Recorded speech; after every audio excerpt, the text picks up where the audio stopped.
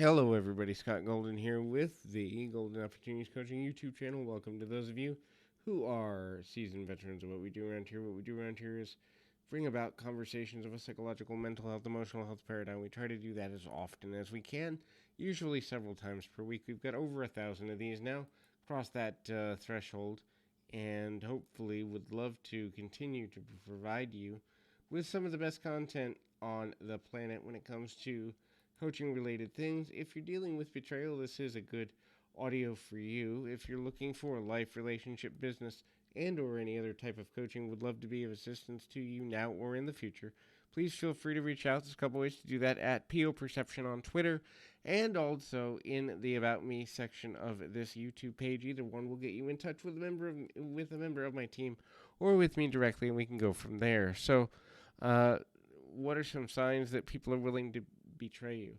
One is they act as though they are interested in you, but they don't show continual interest. So this can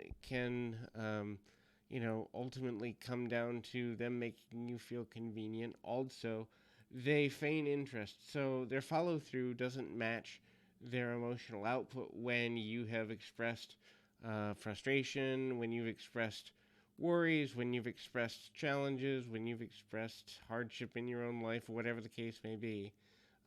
Ultimately, when you get to the place of understanding how to connect on a deeper level with someone, you also understand that empathy has to have follow through to actually be empathetic. And so people who are only there for their own benefit are not interested in true empathy, and they will eventually reveal themselves sooner rather than later. The next in the series of things is they only reach out when it's convenient for them, when they need something, when they're in a place where they are in need. They'll be blowing up your phone or sending you tons of text messages or emails or whatever the case may be, and then when it's no longer convenient for them to be available, they will go to being as distant as possible. That distance may be when you need something or just when you need someone to listen.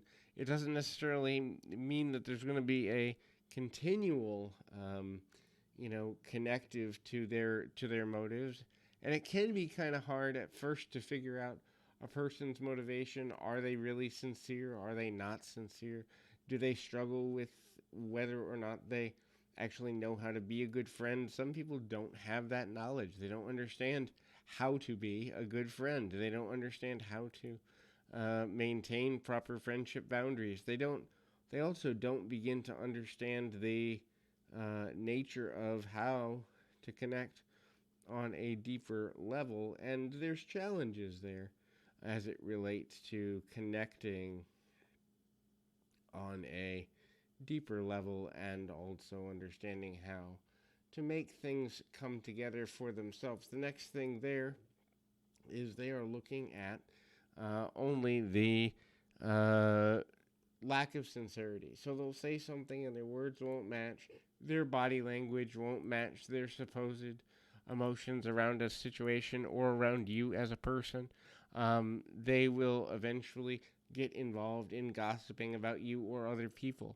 Remember, if they'll say it about someone else to you, they'll talk about you as it relates to something that benefits them. A gossip is a gossip. And first of all, gossiping about others is a bad habit, but secondarily, if they trust you enough to gossip about others to you, then they may trust others to gossip about you with, because the habit is more about gaining control of a narrative than it is actually building a relationship. And a lot of people don't realize or recognize that that's what's motivating that action.